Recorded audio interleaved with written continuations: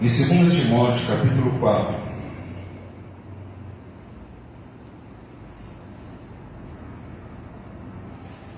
Segundo Timóteo, capítulo 4, versículo 1. Você pode abrir a sua Bíblia. Se preferir, você pode acompanhar aqui no telão, mas é bom quando você pode ter a sua Bíblia em mão.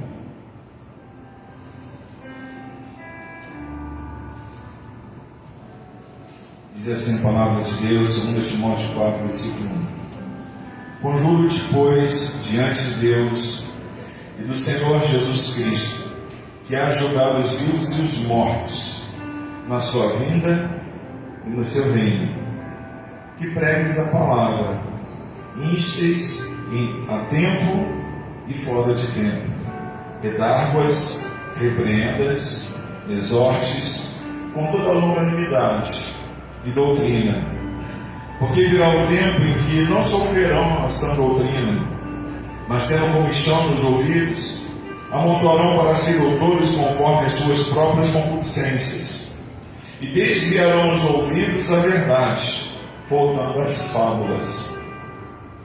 Mas tu, se és sóbrio em tudo, sofre as aflições, faze a boa obra de um evangelista, cumpre o teu ministério. Versículo 6.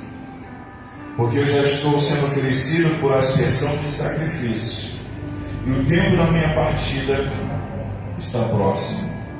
Combati o bom combate, acabei a carreira, guardei a fé. Desde agora, a coroa da justiça me está aguardada, a qual o Senhor, justo juiz, me dará naquele dia, e não somente a mim, mas também a todos os que amarem a sua vida. Diga assim, graças a Deus. Graças a Deus. Vamos orar. Pai querido, aqui está a tua palavra. Que essa palavra fale no nosso coração, inspire a nossa vida e nos fortaleça na caminhada. Estamos aqui, Senhor, para ouvir a tua voz, para sermos encontrados por ti nesse lugar, e para que o teu poder seja manifesto em nosso favor. Fala conosco. Aqui estamos para receber de ti a tua doce voz, que tudo seja para a honra e glória do teu nome, Senhor. Te oramos e por tudo nós agradecemos, em nome de Jesus. Tema dessa noite: legado, a história que continua. Esse é o nosso tema: legado, a história que continua. Eu estava lembrando, acho que ontem, que todas as minhas mensagens eu coloco um tema. Uma vez, o Cristo, que eu estava me referindo ainda há pouco, ele falou para mim: pastor, você tem tema, você teima, né? Porque o tempo tem que ver realmente com a mensagem, né? Ele brincando comigo, dizendo que meu não era tema, meu era teima, né? Que eu trazia o tema e eu agia, pregava em cima daquele tema. E o tema de hoje é esse: legado, a história que continua. E o que é um legado, né? Talvez você já saiba, talvez você já esteja ciente disso, mas é bom a gente relembrar. Legado é o que uma pessoa deixa, né? Ela deixa para as gerações que vêm após ela, para as gerações futuras. Com o legado, ela deixa valores, ela deixa ensinamentos, ela deixa exemplos a serem praticados. O legado, ele também pode ser espiritual, ou seja, exemplos que transmitam fé, exemplos que demonstrem princípios bíblicos e exemplos que nos façam ver também, notar experiências espirituais, são legados que nós podemos deixar para as vidas. Legado, ele é algo intangível, né? Principalmente no sentido espiritual, né? É algo que você não toca, é algo que não é físico, mas é algo que tem extrema importância. É algo que muitas vezes não se acumula, não se mensura por meio de dinheiro, de finanças, né? Ou por quantidades de terras, né? Ou imóveis, não é herança, né? Não é coisas de bem material. Principalmente o legado que nós tratamos aqui nessa noite é o legado espiritual. A palavra do Senhor diz no Salmo de número 112, versículo 1 e 2: bem-aventurado o homem que teme ao Senhor, que tem prazer nos seus mandamentos. O legado espiritual é o legado que alguém deixa para outras pessoas de uma experiência que ela pode viver com Deus nesse mundo. O legado espiritual é algo que traz para nós uma alegria de reconhecer que é possível permanecer firme na presença do Senhor, sim. Que é possível perseverar até o fim, conforme a recomendação da palavra deixa para nós: aquele que perseverar até o fim será salvo. É possível, né? O legado, ele mostra que todo homem que realmente se coloca aos pés de Jesus e que se firma ali naquele lugar, Deus vai cuidar da sua vida até o fim. Deus nunca irá abandonar os santos que buscam a face do Senhor. E Paulo estava aqui falando com Timóteo, nesse livro de 2 Timóteo capítulo 4. Paulo, que é o último dos apóstolos, né? Ele estava aqui falando e ele nem gostava de se considerar um apóstolo, ele nem gostava tanto de ser chamado de apóstolo, porque ele reconhecia que um dia ele havia perseguido a igreja de Cristo, e isso o incomodava, né? Mas ele deixa aqui escrito a Timóteo que para ele é de extrema importância e que também chega às nossas vidas nessa noite aqui, sobre uma vida dedicada ao Senhor.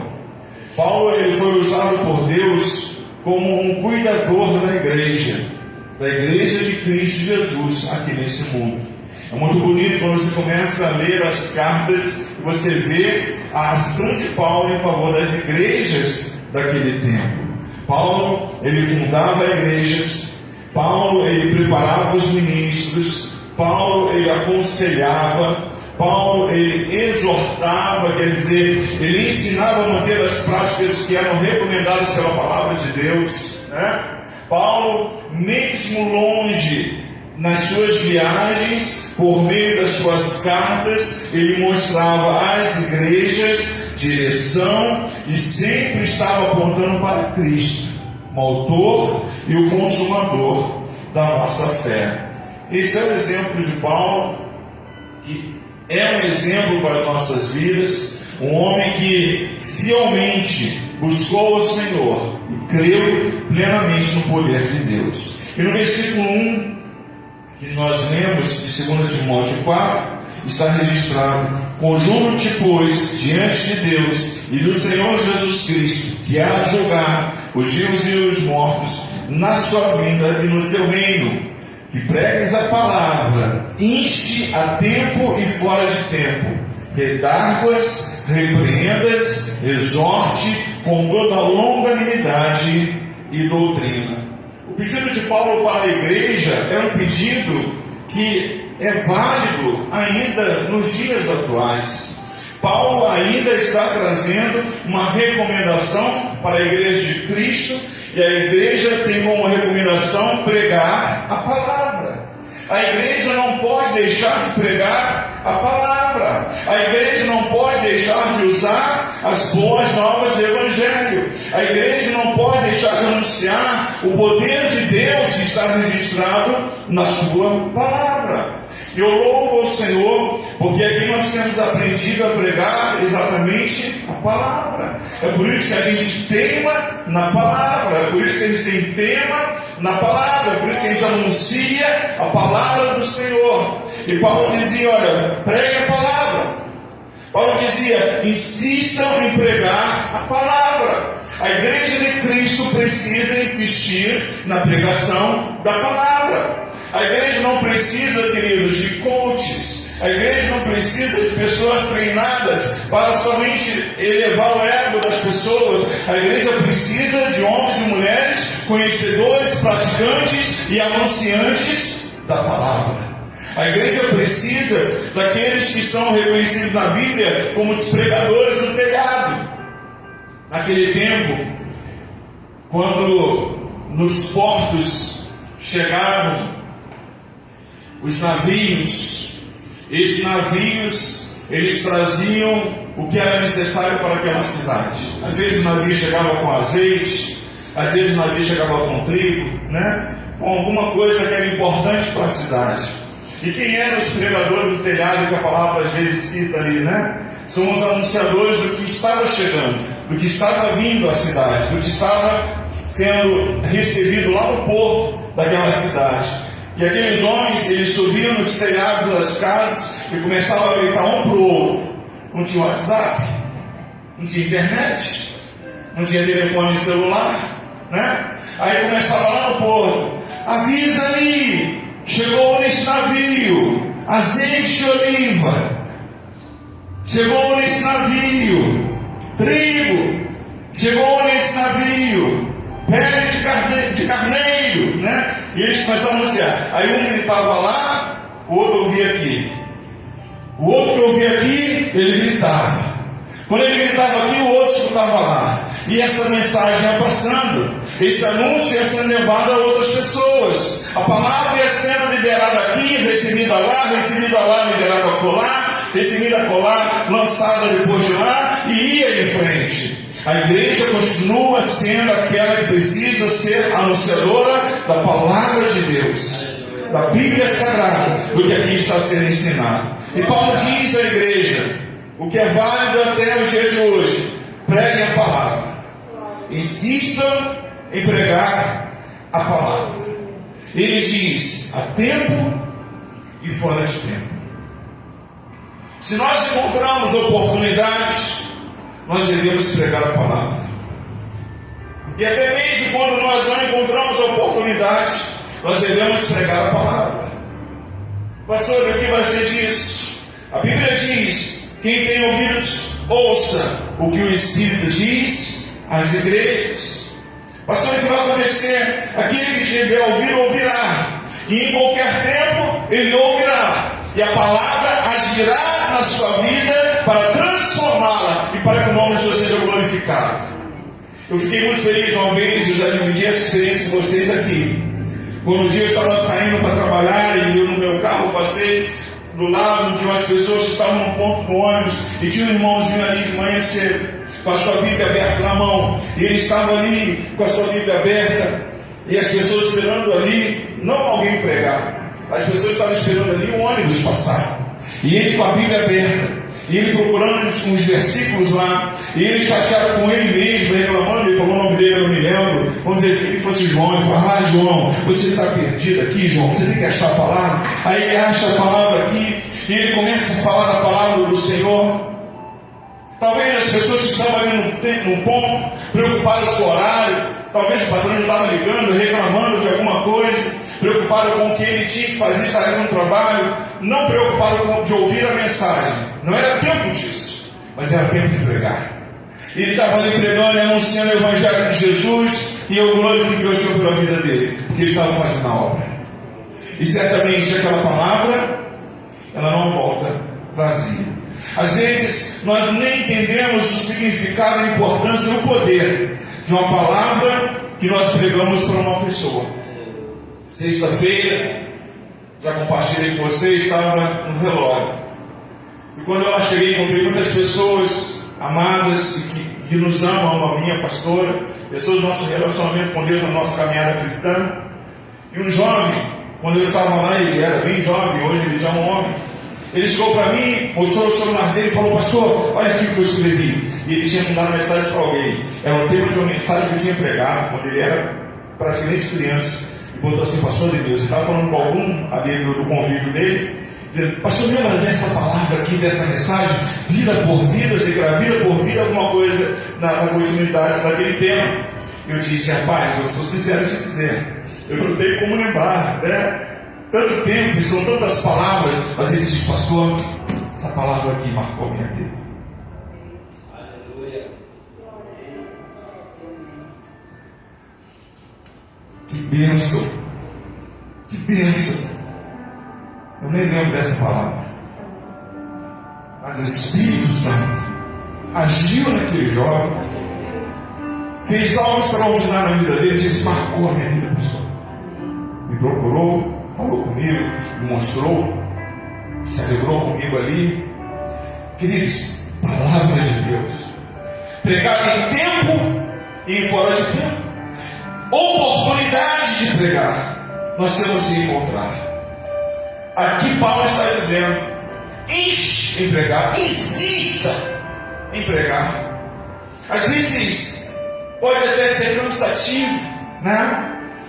Às vezes, eu falei aqui ainda há pouco, né, naquele período em que o bispo estava pela cirurgia cardíaca, eu pregava praticamente todos os cultos.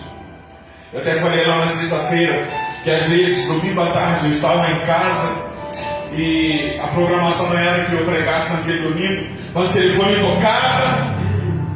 Quando aparecia esse bispo, misericórdia, eu atendia e falava: pastor, hoje eu preciso que você pregue, hoje à noite.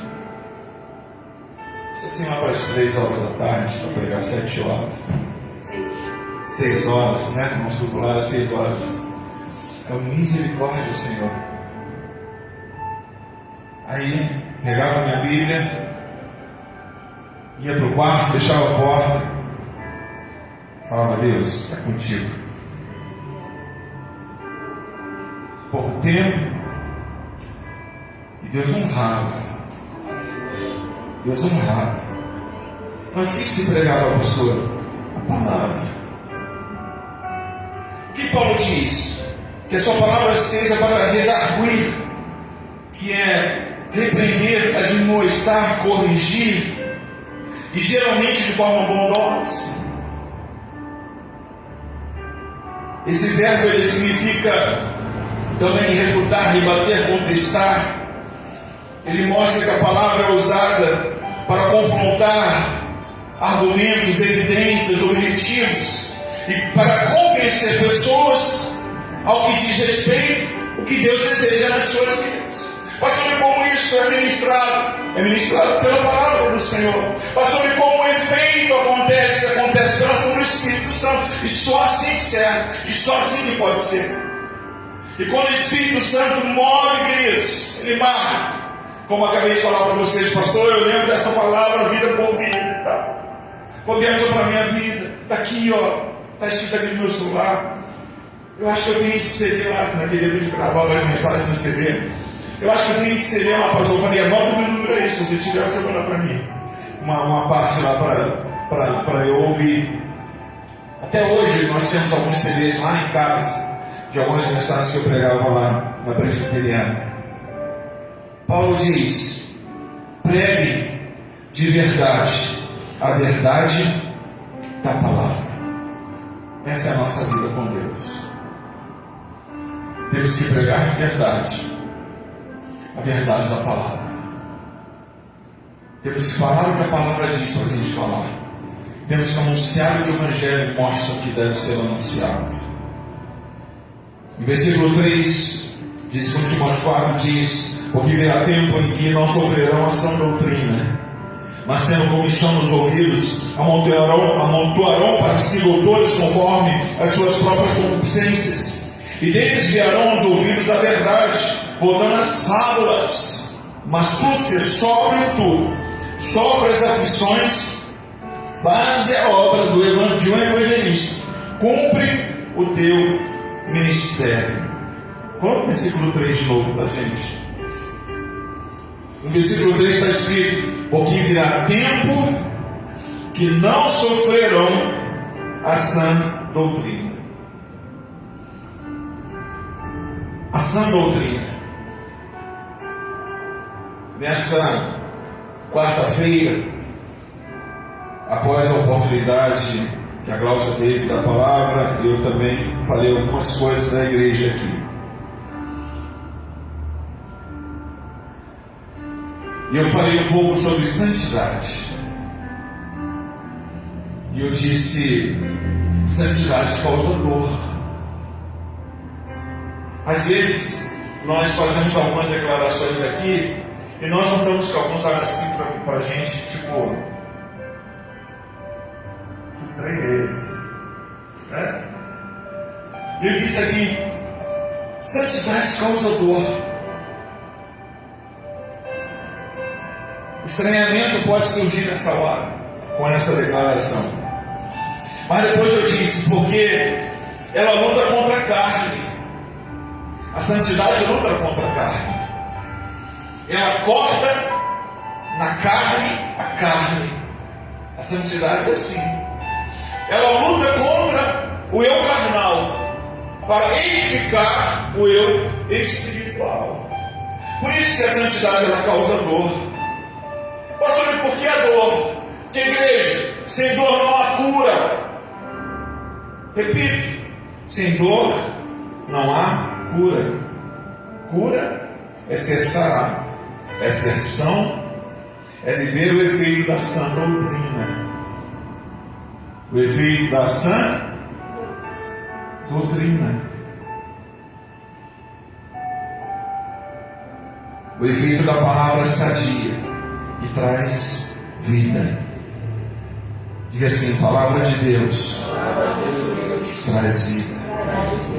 Entende o que é sofrer a sã doutrina? Olha o que diz o versículo: porque virá tempo em que não sofrerão a sã doutrina.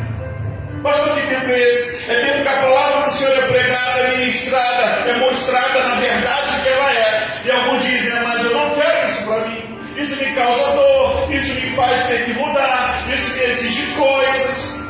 Ora, mas para que você seja sarado, você tem que sofrer a dor. A cura vem. A doutrina de Deus, ela é sã, ela é sadia, ela sara, ela cura, ela liberta, ela salva, ela transforma. Ela tira a tristeza, traz alegria, ela tira a dor, ela traz a cura. Assim é a palavra do Senhor. Mas muitos não querem sofrer a sã doutrina. Eu quero declarar para essa igreja nessa noite: escuta, igreja, ainda há tempo da sã doutrina ser o pontilhado da sua vida na presença de Deus. Pastor, eu quero andar com Jesus. Então você tem que seguir o pontilhado da sã doutrina. Porque a palavra te ensina, que a palavra te mostra. O caminho que Deus te dá é o caminho que vai te levar à presença do Senhor. Muitos querem viver na presença do Senhor, mas não querem caminhar na sã doutrina. Muitos querem encontrar Jesus na sua vida, mas não querem se submeter ao sofrimento da sã doutrina. As exigências que Deus tem para nós, as responsabilidades como homens e mulheres de Deus, a demonstrar aquilo que Deus quer que nós demonstremos, a viver aquilo que Deus precisa que nós possamos viver. Quem tem ouvidos para ouvir, ouça. E se preciso for, que o efatá de Deus aconteça hoje nesse lugar, em nome do Senhor Jesus. Pastor, o que é efatá? Lembra de Jesus curando o surdo? Efatá, abra-te.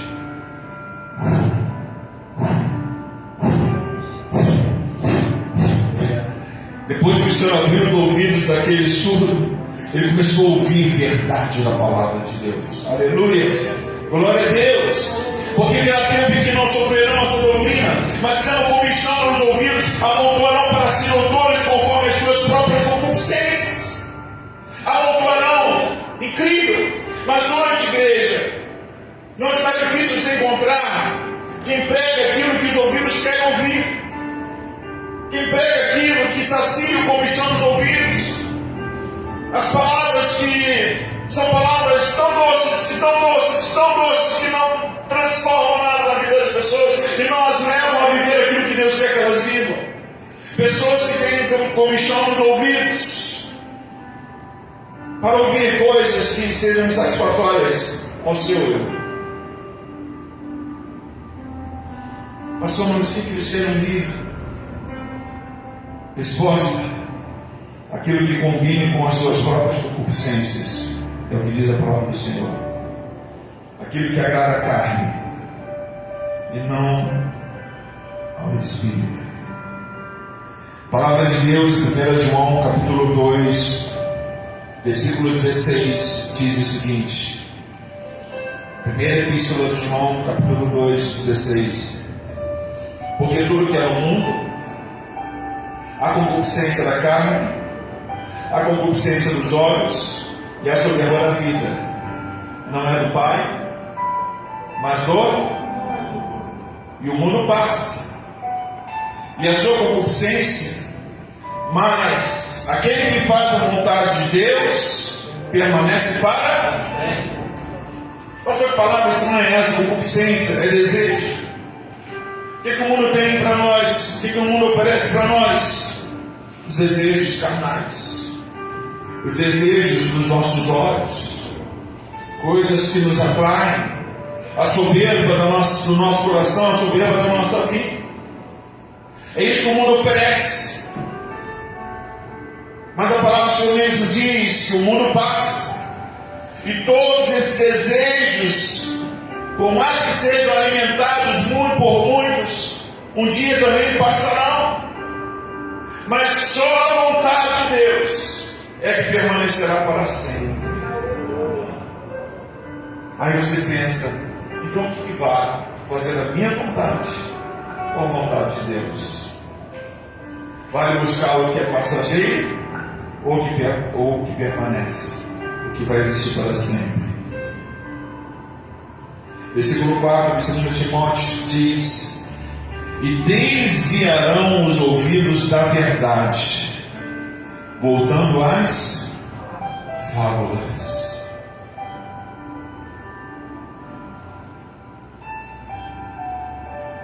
Muitos crentes hoje, eles fantasiam uma salvação permissiva, na qual tudo é aceitável.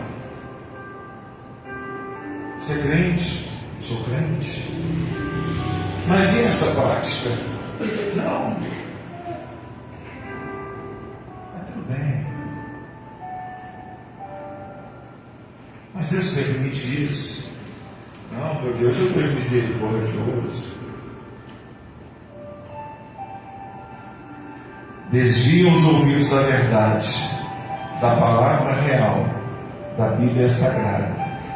Vivem, desejam viver e vivem uma salvação permissiva. Tudo é permitido.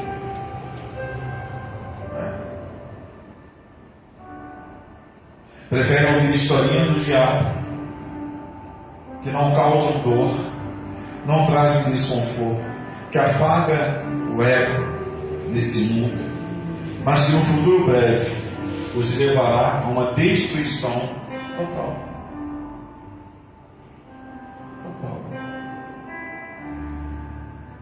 Para o momento é muito bom, para o futuro, destruição. É a verdade da palavra do Senhor. E qual é a recomendação que Paulo deixa nessa epístola de 2 Timóteo? Por meio da sua vida. Ele diz no versículo 5: mas tu, falando com Timóteo, ser sóbrio em tudo. Diga assim, tudo. Quando Paulo diz assim, ser sóbrio em tudo, vamos entender isso de uma forma mais ampla. Paulo diz: quando você estiver na igreja, ser sóbrio. Quando você estiver em outro lugar que não seja a igreja, ser sóbrio. Quando você estiver no seu trabalho, ser sóbrio. Quando você estiver no seu lazer, ser sóbrio. Quando você estiver com os seus amigos, ser sóbrio, né? Paulo diz: mas tu, ser sóbrio em tudo, sofre as aflições, faze a boa obra de um evangelista, cumpre o teu ministério.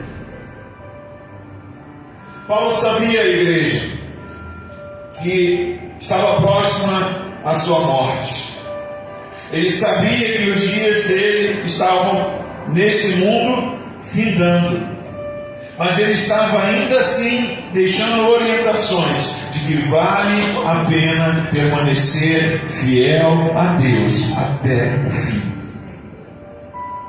Ele diz: vença tudo por Jesus, vença os desejos da carne por Jesus, vença as concupiscências dos olhos por Jesus, vença a soberba da vida por Jesus, vença as contaminações desse mundo por Jesus.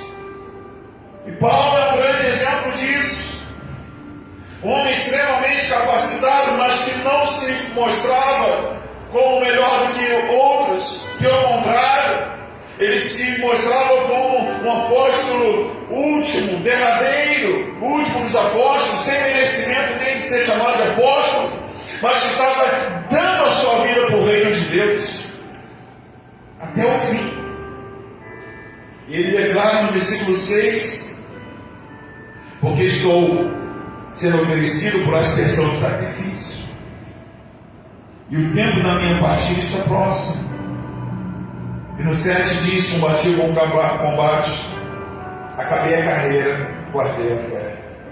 Desde agora, a coroa da justiça me está aguardada, a qual o Senhor, justo juiz, me dará naquele dia, e não somente a mim, mas também a todos os que amarem a sua vida.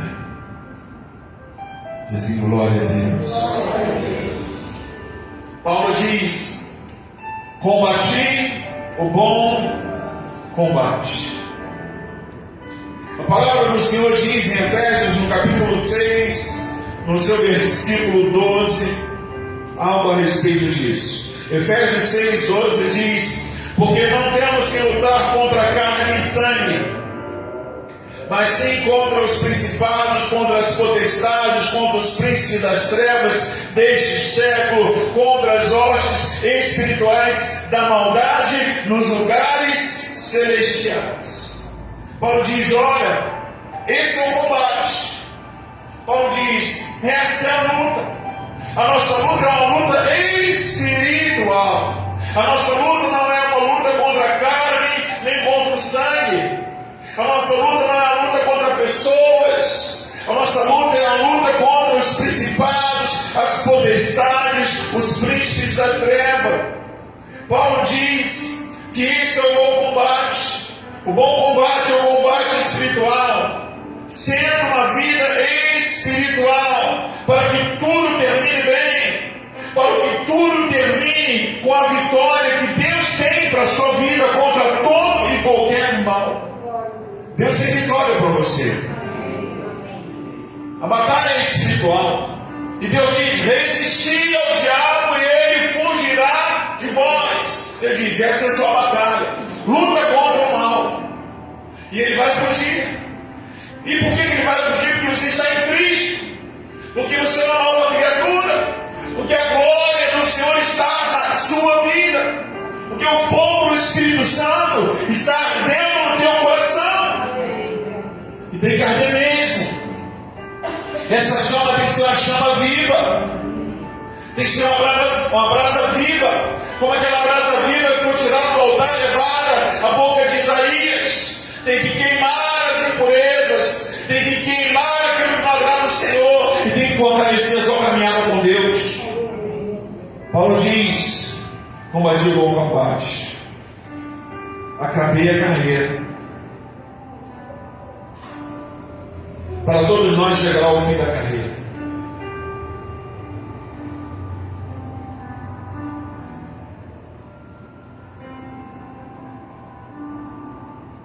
Uma das certezas que nós temos na vida é que um dia a gente vai morrer, se Cristo não nos voltar. É curioso que Quando você vai no velório, você dá uma pessoa naquela urna, você pensa, um dia eu vou estar ali. Você nunca pensou nisso, não? Ah, pastor, peraí, dá uma madeira aí, pastor. Todos nós, tão bonito quando você vê a bênção do Senhor da longevidade em vidas, né? Glorifica o Senhor. No sábado, eu e o pastor estávamos conversando com os irmãos do bispo. Ele tem 85 anos, o Elson. 85 anos. Estava lá firme. Fez uma oração lá no sepultamento. 85 anos. Pode tardar ou não, mas um dia para todos vai chegar. E Paulo diz: acabei a carreira. Para todos nós chegará o fim da carreira, mas que ela, quando encerrar, possa ter motivo de honra ao nosso Senhor Jesus. No dia que tiver que acabar, eu te digo, que acabe bem, que acabe para a glória de Deus. Deus seja glorificado. A palavra do Senhor diz que preciosa é a vista do Senhor, a morte dos seus santos. Que acabe bem, né? E Paulo diz: guardei a fé.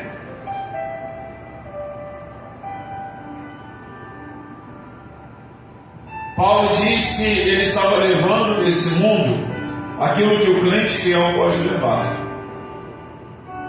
Nós não podemos levar a nossa casa, nós não podemos levar o nosso carro, nós não podemos levar a nossa roupa, nós não podemos levar nada. Até a roupa que vai no caixão, não vai apodrecer, vai ficar aí. É ou não é verdade? Ele diz que desse mundo, o que o crente fiel pode levar é a fé. Aquilo que, apesar de todos os desafios enfrentados, deve ser mantida a nossa fé. Aquilo que tem poder de agradar o nosso bom Deus. O que é? A nossa fé. A palavra do Senhor diz: sem fé é impossível agradar ao Senhor. Esses são os passos para se deixar um bom legado, para a história continuar, e principalmente para que essa história continue na eternidade com o nosso Cristo, com o nosso Senhor Jesus. Amém? Sim ou não? Sim ou não?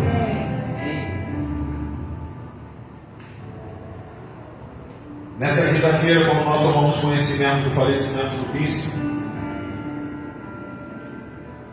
Wilson Damasceno, servo de Deus, que foi instrumento do Senhor para abençoar a minha vida, a vida do pastor, a vida da minha casa, da minha família.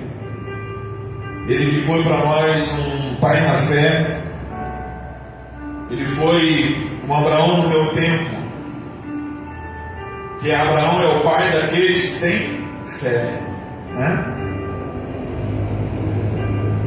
E eu reconheço que hoje eu sou um fruto do ministério de Deus na vida dele.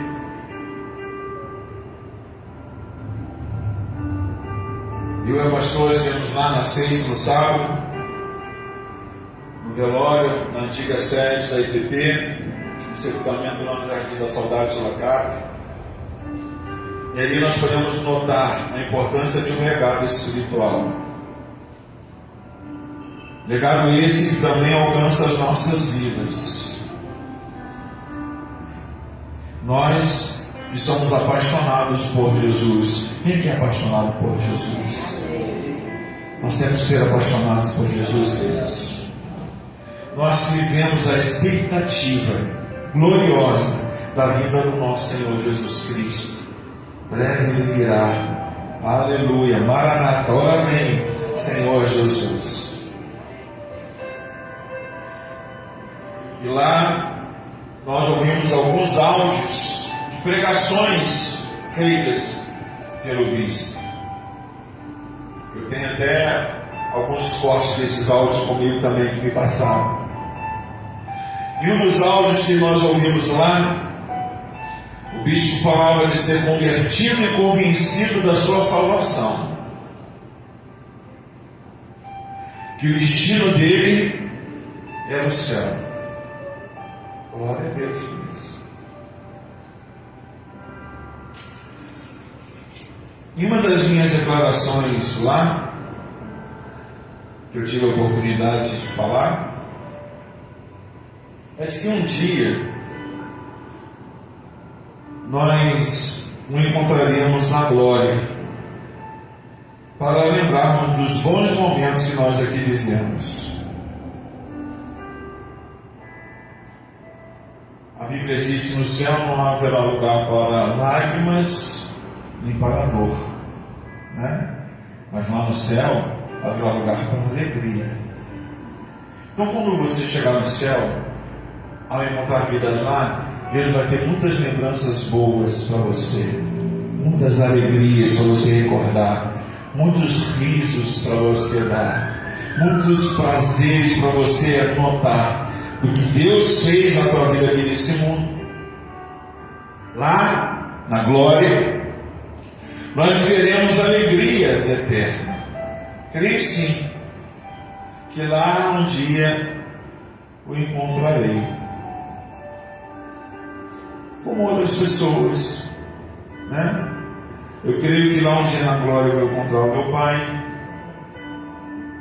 que partiu do Senhor, que aceitou Jesus como Salvador. Eu creio que um dia lá na glória eu vou encontrar minha sogra, a dona Lina, serva do Senhor, diaconisa dessa casa, mulher de Deus, está com o Senhor Jesus. Eu creio que um dia eu encontrarei lá o meu sogro, o seu Luiz, um homem que viveu uma transformação maravilhosa de Deus nos últimos anos da sua vida, aceitou Jesus como Salvador, se batizou nas águas, Deus fez uma obra maravilhosa na vida dele. Um homem que passou a crer em Jesus e passou a viver como um crente fiel ao Senhor Jesus. Está na glória, está com Deus. Um dia nós vamos encontrar lá. Eu tive um irmão, nosso irmão mais velho, Adalberto. Eu não tive a oportunidade de conhecê-lo. Morreu ainda criancinha. Um dia eu vou encontrá-lo lá. Já pensou nessas coisas? Será que Deus pode fazer isso? Eu creio que sim. Eu nem o conheci aqui, mas lá eu posso conhecê-lo. Tantos irmãos amados que conviveram comigo nesse mundo, mas que ainda, mas que nesse mundo foram peregrinos, conforme nós cantamos aqui hoje. Foram passageiros, né? Aqueles amados que já partiram no Senhor, que nós temos saudosa recordação e alegria pela vida que tiveram aqui nesse mundo e a oportunidade que tiveram aqui de serem alcançados por Jesus. Um dia lá na glória eu vou contar com a sua lição, né? Glória a Deus, né? Vamos chegar lá. Glória a Deus. Vou encontrar as minhas filhas, a Beatriz, a Bianca. Vou encontrar os meus netos que ainda nem existem. Nem nesse mundo chegaram, mas um dia eles vão estar na glória. Sim ou não? A palavra do Senhor diz assim, que a maldição ela pode alcançar até a quarta geração. Não é assim que diz a palavra do Senhor? É isso ou não? Mas quando a palavra do Senhor ela fala de bênção, ela diz o quê? Que a bênção ela vai alcançar até 1000 gerações. Ei, preste atenção nisso. Então não é um absurdo o pastor falar que um dia lá na glória ele vai encontrar Jesus, vai me chamar e vai falar: seu neto, seu bisneto, seu tataraneto. Pensa nisso. Sabe o que nós estamos profetizando hoje aqui? A bênção do Senhor sobre a nossa casa, a bênção do Senhor sobre a nossa família, a bênção do Senhor sobre aqueles que virão, daqueles que ainda nem existem.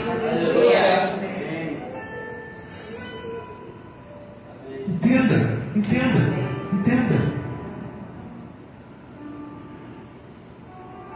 Glória a Deus. Isso é bênção ou não? Você quer isso para a sua vida ou não quer? Eu quero. Estou tomando posse. Aleluia. Tome posse. Mas o mais importante de tudo, queridos, quando lá na glória nós chegarmos, nós veremos o nosso Senhor Jesus como Ele é. Como Ele é. Assim como eu estou pensando em pessoas que partiram, você também pode lembrar das pessoas que partiram, mas que um dia você pode encontrá-las lá na glória com Jesus. Amém? E vamos encontrar Jesus lá também. O mais importante, Jesus conosco, assim como Ele é. Por que, pastor? Porque eu sou filho de Deus. Diga assim: eu sou filho de Deus. Diga: eu sou filho de Deus, sou filho de Deus. Diga, amém? Cantamos um louvor aqui que dizia: eu sou filho de Deus. Eu tenho um Pai. Glória a Deus. Glória a Deus. 1 João capítulo 3. Eu vou terminar. 1 João 3, versículo 1. Veja quão grande amor nos tem concedido o Pai, que fôssemos chamados filhos de Deus. Por isso, o mundo não nos conhece, porque não conhece a Ele. Amados, agora somos filhos de Deus, e ainda não é manifesto o que havemos de ser, mas sabemos que, quando Ele se manifestar, seremos semelhantes a Ele, porque assim como é o veremos. Aleluia! Sim ou não? E qualquer que nele tem esta esperança purifica-se a si mesmo, como também ele é puro. Veja que coisa maravilhosa. Deus é o Pai. Deus te reconhece como filho amado. Deus se manifestará à sua vida. Deus te ensinará a ser semelhante a Ele.